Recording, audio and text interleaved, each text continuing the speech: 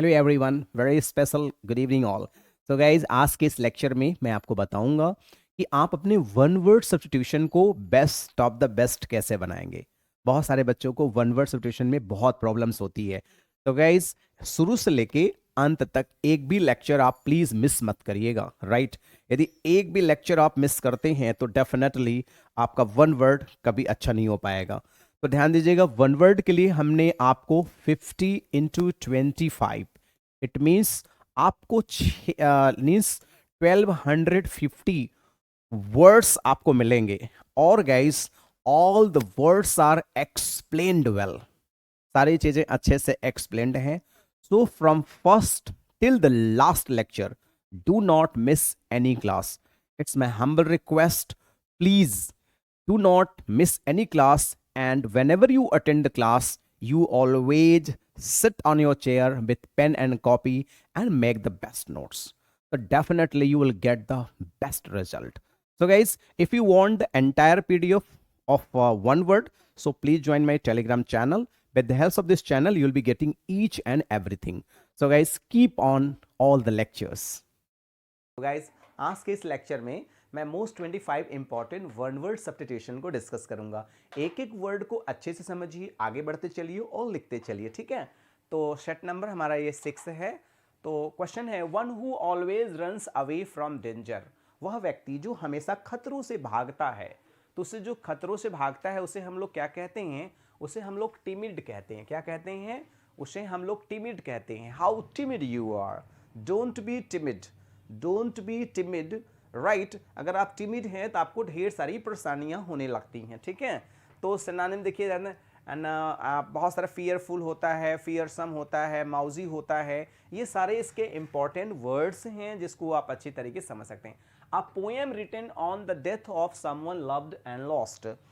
उसके बारे में पोएम लिखा जाना जिससे आप बहुत प्रेम करते हो और अचानक उसकी मौत हो जाए, तो उस पोएम को क्या कहा जाता है? तो वो पोएम होता है एलिजी।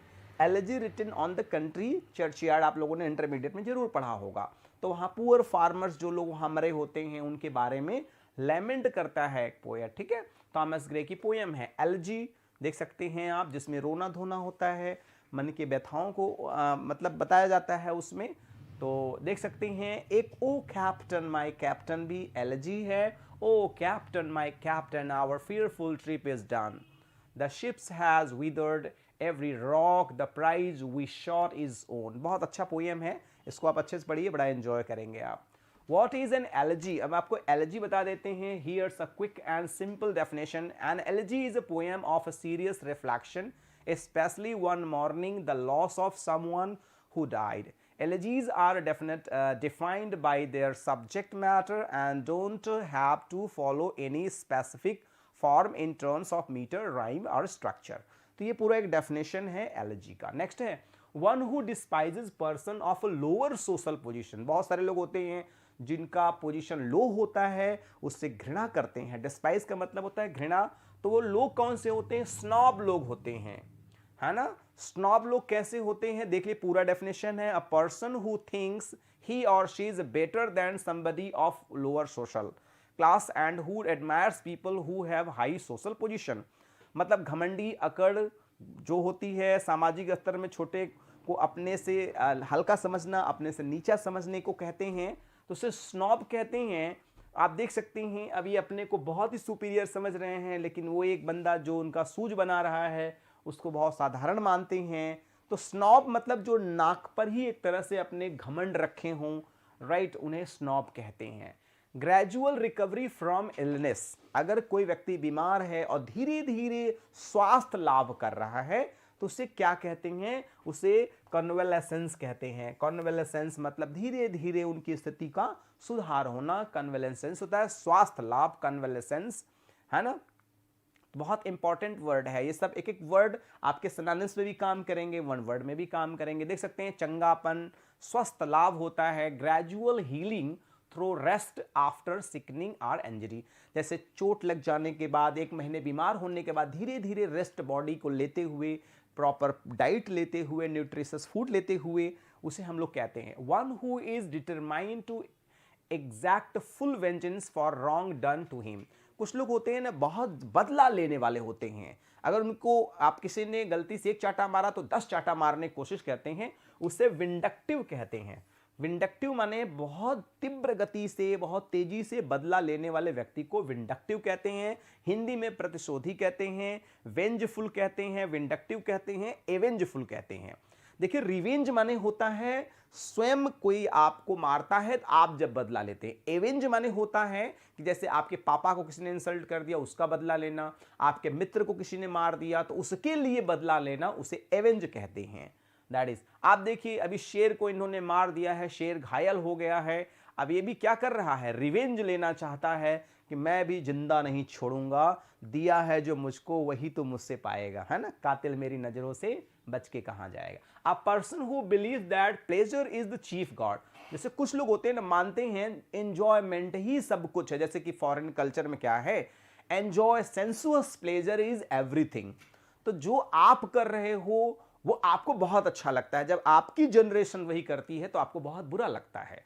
जब आप किसी से लव मैरिज करके भाग जाते हो तो आपको बहुत अच्छा लगता है ना, लेकिन वही आपके बच्चे अगर करेंगे तो आपको बहुत बुरा लगेगा। तो ये सोचो कि जो मैं कर रहा हूं अगर वही मेरे जो फोर फादर्स, मेरे पूर्वज या मेरे से पहले लोग अगर किए होते, माइंड मत करिएगा, तो कैसा लगता, है ना। अगर हमारे पेरेंट्स ऐसा किए होते तो हमें बहुत बुरा लगता। हम ऐसा करेंगे तो हमारे बच्चों को, क्योंकि हम अपने बच्चों के भी पेरेंट्स कर हैं, तो उन्हें भी बहुत बुरा लगेगा। तो जो व्यक्ति सामाजिक होता है वो पास्ट को और फ्यूचर को सोच के जब आगे बढ़ता है तो उसे कभी कोई प्रॉब्लम नहीं होती है, राइट। तो ये चीजें हैं, तो उसे बोलते हैं हेडोनिस्ट बोलते हैं। अरे भाई जिसका हेडोनिस्ट माने हेड की ही बात सुनता हो उसे हेडोनिस्ट कहेंगे। हेडोनिस्ट मतलब प्लेजर इज एवरीथिंग, सुख ही सब कुछ है और बाकी सब बेकार। द बिलीफ दैट प्लेजर और happiness is the most important goal in life, उनको जॉय ही सब कुछ समझ में आता है। 70 साल की मैडम लेकिन जीन्स टॉप पहन के जा रहे हैं, उनको लगता नहीं अभी भी 20 के हैं। वो अपने को 20 जरूर लगाएं, लेकिन उनका जो 50 साल का लड़का है वो क्या मानेगा, 20 साल मानेगा, उनको है तो 70 ही साल के ना। तो उनको वहां जॉय जरूर समझ में आता है, लेकिन उनको ये नहीं पता है कि उस जॉय के अंदर कितना उनका, है ना, कहते हैं कि डर्टीनेस है, या यूं कह लीजिए उनका कल्चर कितना तेजी से गिर रहा है। उल्लास, hedge, like that. Okay, commencement of words with the same letter, माने एक ही लेटर जब बार बार आए, जैसे जानते हैं एक ही लेटर बार बार रिपीट हो उसे एलिट्रेशन कहते हैं। सेम लेटर जब किसी सेंटेंस में बार बार आए, जैसे देखिए repetition of the initial consonant sound is successive words, एक ही लेटर कॉन्सोनेंट साउंड बार बार रिपीट हो, वो भी पहला लेटर, जैसे कि furrow, followed, free into the silent sea. देखिए she sells sea shells by the sea shore, fair is foul and foul is fair, इसमें देखिए एफ एफ कई बार आया, sheep should sleep in shed, तो एस पहला लेटर कई बार आया हुआ है। An office or post with no work but high salary, कहते हैं ना, जैसे कुछ लोग कहते हैं अरे भैया बॉम्बे में मेरे चाचा नौकरी करते हैं, कोई काम नहीं है, केवल बैठे रहते हैं और सैलरी 1 महीने का ले लेते हैं। कुछ लोग कहते हैं कि गए ताला खोल दिए, शाम को गए ताला बंद कर ली, घर पे आके बैठ के सो रहे हैं आराम से, तो उसे क्या कहते हैं, कोई काम नहीं खूब पैसा, उसे सेन्क्योर बोलते हैं। सेन्क्योर मतलब देखिए खूब चैन की नौकरी। अब चैन की नौकरी क्या कहेंगे, आराम से बैठे हैं, काम कुछ नहीं करना है और खूब पैसा मिल रहा है। हर इंसान काम करना नहीं चाहता और पैसा खूब चाहता है, कुछ भाग्यशाली के लोगों को मिल भी जाता है कि नहीं, ये चैन की नौकरी है, आराम से कंपनी में, है ना, हाजिरी लगा के आए, सोए, फिर गए कंपनी में हाजिरी लगा करके सो गए, ठीक है। One who is well versed in any subject, critical जज of any art, particularly fine arts. Connoisseur बोलते हैं जज ऑफ आर्ट, है ना, जो बहुत बड़े जज ऑफ आर्ट होते हैं उन्हें कॉन्नोइयर कहते हैं। देखिए a person with expert knowledge or training, वह व्यक्ति जो किसी चीज में एक्सपर्ट होता है उसे पारखी भी कहते हैं, देख सकते हैं इमेज से भी आप देख सकते हैं, उसे कॉन्नोइयर बोलते हैं। Person who is indifferent to both pleasure and pain, जैसे कुछ लोग होते हैं ना कि दुनिया में क्या, जैसे वह व्यक्ति जो खुशी के समय बहुत खुश ना हो और गम के समय बिल्कुल गम ना हो, तो उससे बोलते हैं स्टोइक होते हैं। जैसे स्टोइक फिलोसफर होते हैं, दुनिया में 500 लोग मर जाएं तो उन्हें कोई फर्क नहीं पड़ता है, दुनिया में बहुत सारे लोग 5000 लोग पैदा हो जाए उनको कोई फर्क नहीं पड़ता है, किसी का मकान 50 फ्लोर का बन जाए तो भी उनको खुश नहीं होना है बहुत ज्यादा, और किसी का मकान ढह जाए तो भी उनको खुशी नहीं होनी है। स्टोइक बोलते हैं, बहुत सारे स्टोइक फिलोसफर हुआ करते थे पहले, तो स्टोइक फिलोसफर होते थे, देख सकते हैं आत्मसंयम, जैसे एन इनडिफरेंस टू प्लेजर और पेन। देख सकते हैं आप, कोई फर्क ही नहीं पड़ता है, बहुत खुश तो बहुत खुश नहीं, अब बहुत दुखी तो बहुत दुखी, तो ये विद्वान लोग ही केवल करते हैं। Person who is against the standards of ordinary society specially in dressing, उसे बोलते हैं हिप्पी। बड़े ही डिफरेंट टाइप के ड्रेसिंग सेंस वाले लोग होते हैं। इन 1960 and 1970s hippies were people who rejected conventional society and tried to live a life based on peace and love। जैसे कुछ लोग होते हैं ना कि दुनियादारी से मतलब नहीं रखते, अपने आप में मस्त, जैसे ये देखिए सिंगर टाइप के लोग हैं, इनका अपना ड्रेसिंग स्टाइल है, अपना एंजॉयमेंट है, अपनी मस्ती है, अपने मस्ती में मस्त हैं, बाकी जो होना है होगा, जो हो चुका, राइट। देख सकते हैं इनके लाइफ स्टाइल, इन्हें हिप्पीज कहते हैं। Murder for a brother, murder of a brother को क्या कहते हैं? फ्रैट्रिसाइड, है ना, फ्रैट्रिसाइड, ठीक है। तो आप याद कर सकते हैं फॉर्ट्रीसाइड, ब्रदर की हत्या कर देना। फॉर्ट्रीसाइड हत्या कौन किया था? तो जानते हैं बाली और सुग्रीव, आराम से आपको याद हो जाएगा। फ्रैट्रिसाइड, बाली और सुग्रीव की जो हत्या हुई थी वो क्या हो गई थी? बाली ने सुग्रीव की हत्या किया था। देख सकते हैं भयंकर महाभारत अगर देखा होगा आपने, युद्ध हुआ था और उसके बाद, है ना, तो आप जानते हैं प्रभु श्री राम ने क्या किया था? उनको 7 पेड़ों के पीछे छुप करके इनकी हत्या किया था उन्होंने। और क्यों हत्या किया था? यू नो द रीजन, है ना। तो this is the reason, fratricide, fratricide, mania for stealing article. जैसे कुछ लोगों की आदत होती है, बहुत बड़े क्यों ना हो जाएं, अगर मांगने की आदत है तो जरूर मांगेंगे, चोरी करने की आदत है तो चोरी जरूर करेंगे, चाहे जो कुछ हो जाए, उससे क्लेप्टोमैनिया कहते हैं, है ना। कल पता नहीं ये क्या करेगा मैन, आप ऐसे याद कर सकते हैं, कल पता नहीं ये मैन क्या करेगा, चोरी करेगा, क्या करेगा भगवान जाने, तो क्लेप्टोमैनिया कहते हैं। कल क्या करेगा कुछ पता नहीं, क्लेप्टोमैनिया। थोड़ा टेक्स्ट से भी वर्ड को याद करिए, कुछ याद करने लायक याद है वो से याद करिए, जल्दी से याद हो जाए। देख सकते हैं मैडम अब एकदम संभ्रांत महिला लग रही हैं, बढ़िया BMW कार से आई हैं, लेकिन एक टॉफी रख रही है 5 रुपए की या 10 रुपए की। ये क्लेप्टोमैनिया होता है, बीमारी, चोरी करने की बीमारी कुछ लोगों की होती है ना। बहुत पैसा है, सब कुछ है, उसके बाद भी चोरी करेंगे वो। Mental weariness for want of occupation, जैसे थकावट को क्या कहते हैं, है ना, उसे एन्यू कहते हैं। देख सकते हैं listlessness and dissatisfaction resulting from lack of interest, boredom, किसी चीज में बिल्कुल इंटरेस्ट ना होना, उसे बोरेडम, इन्यू कहते हैं, बड़ा इंपॉर्टेंट हुआ। One who loves all and sundry, जो सभी से प्रेम करता है उसे एल्ट्रिस्ट कहते हैं, परोपकारी व्यक्ति, और जो सभी से प्रेम करता हो, सर्वे भन सुखिनः सर्वे सन्तु निरामया। Altruism is unselfish and concern for other people's happiness and welfare.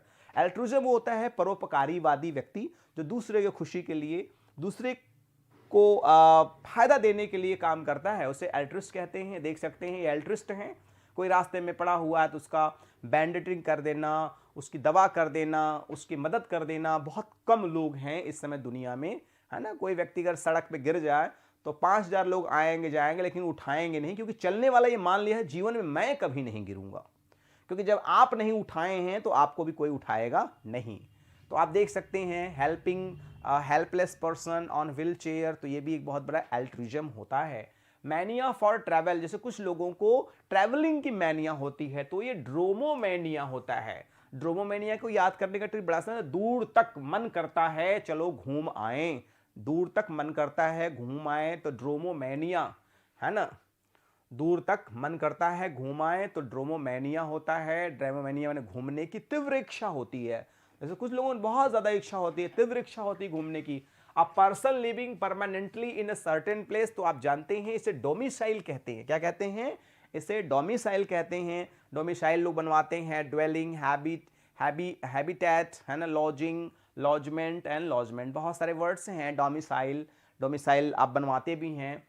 Paying back injuries with injuries, किसी को बार बार कष्ट देना, माने बार बार चोट पहुंचाना, रेप्रिशल बोलते हैं उसे, बदला लेने की भावना, प्रतिशोध, reprisal, evil eye for eye, फिलिपी, कास्ट, शीप्स, आई, ट्रेजेडी ऑफ रिवेंज। आप देख सकते हैं बहुत सारे मीनिंग है इसके, मैं सारे मीनिंग इसलिए देता हूं कि I do not want to leave a single stone unturn to make you understand things. तो देख सकते हैं अब ये 3 लोग ये इसके पीछे पड़े हुए हैं मारने के लिए, तो आप देख सकते हैं बदला लेने की भावना को ही रेप्रेशल कहते हैं, ठीक है। तो actually affected by external impression, उसे बोलते हैं सेंसिटिव व्यक्ति। जैसे सेंसिटिव व्यक्ति क्या होता है, बहुत जल्दी से रोने लगना, किसी की बात को लग जाने से उसे महान कष्ट होता है। स्पेशली कष्ट होता किसको है, जो किसी को कष्ट देता नहीं है। जो हमेशा किसी को कष्ट देता रहता है उसे कष्ट होता ही नहीं है, लेकिन जो किसी को कष्ट नहीं देता है उसके बाद भी कोई उसे कष्ट देता है तो उसे आंख से आंसू गिरने लगते हैं। आप देख सकते हैं tears generally does not come out if the heart is gentle and if heart always helps others and now he is helpless, then tears automatically comes from your eyes. To slap with a flat object, स्वैट बोलते हैं, specially जब army वाले किसी पे एकाएक धावा बोलते हैं, ताबड़तोड़ जिसे बोलते हैं उसे स्वैट कहते हैं। शक्तिशाली प्रहार, स्लग, स्लैम, स्वैट, स्लॉग, स्वैट, स्लैम। देखिए बहुत अच्छे वर्ड है। देखते हैं आर्मी वाले एकाएक, जब आतंकवादी अगर अंदर हैं तो डॉग रहेगा और उनकी गन रहेगी, बड़ी स्ट्रेटजी के साथ अंदर जाते हैं और तब जाकर के आतंकवादियों को परास्त करते हैं।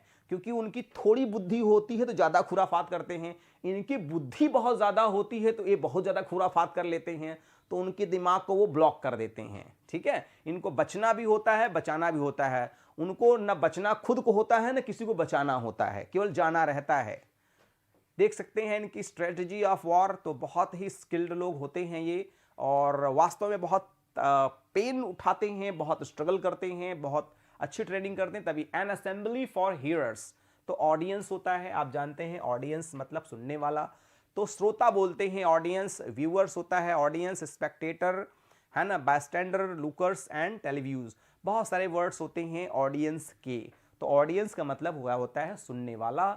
बहुत सारे प्रोग्राम्स में देखिए बहुत सारे ऑडियंस ही ऑडियंस बैठे हुए हैं, बड़े बड़े कांग्रेगेशन होते हैं, बड़े बड़े सभा। एन एसोसिएट इन ऑफिस और इंस्टीट्यूशन, जैसे किसी इंस्टीट्यूशन में, किसी ऑफिस में काम करने वाले को कलीज कहते हैं, कॉलीज कहते हैं। सहकर्मी कहते हैं, साथ में काम करने वाले को कॉलीज कहते हैं। One who is unrelenting and can not be moved by entreaties, तो उसे क्या कहते हैं, इसे इनएक्सरेबल कहते हैं। क्या कहते हैं, इसे इनएक्सरेबल कहते हैं। देख सकते हैं अनमानी, अंतर्वत, कठोर, not to be placated or appeased or moved by entreaty, ठीक है। तो नेक्स्ट है regard for others as a principle of action, तो उसे हम लोग क्या कहते हैं, रिगार्ड फॉर अदर्स, दूसरे के लिए सम्मान, as a principle of action, उस मैंने दूसरे को सम्मान देना ही उसका प्रिंसिपल है, उसका एक्शन है, उसे एल्ट्रूजम बोलते हैं। एल्ट्रूजम माने होता है वही परोपकारी व्यक्ति, परोपकारिता जिसके अंदर कूट कूट के भरी होती है, दूसरे की सेवा, दूसरे की मदद, दूसरे की हेल्प, उसे एल्ट्रूजम कहते हैं। दूसरों के हित के लिए जीने का सिद्धांत ही एल्ट्रूजम होता है। एल्ट्रुस्ट वर्ड ऑलरेडी आया हुआ था, उसी का ये एल्ट्रूजम वर्ड है। नेक्स्ट है person who claims to have great love for and understanding for what is beautiful in nature, art, etc, इसे एस्थेटिक बोलते हैं, सौंदर्य प्रशंसा। जैसे सौंदर्य प्रेमी को एस्थेटिक मूवमेंट होता है, एस्थेटिक पीपल होते हैं जिनको someone with deep sensitivity to the beauty, art and nature, वह व्यक्ति जिसको सुंदरता से प्रेम है, स्पेशली नेचर से या ब्यूटीफुल थिंग से, ठीक है। तो गाइज आज के इस लेक्चर में मैंने मोस्ट 25 इंपॉर्टेंट वन वर्ड को डिस्कस किया। So guys it's my humble request, if really enjoyed please like the video, if not then you can dislike the videos. So guys, if you are new, so please subscribe the channel and press the bell icon so you'll be notified with our latest videos. And guys, do not forget to send this link to your friends, near, dear and sweetheart one. At last, please do not forget to send your valuable feedback, and according to your feedback I'll be working. So thanks for joining with me. Good day all and take care all.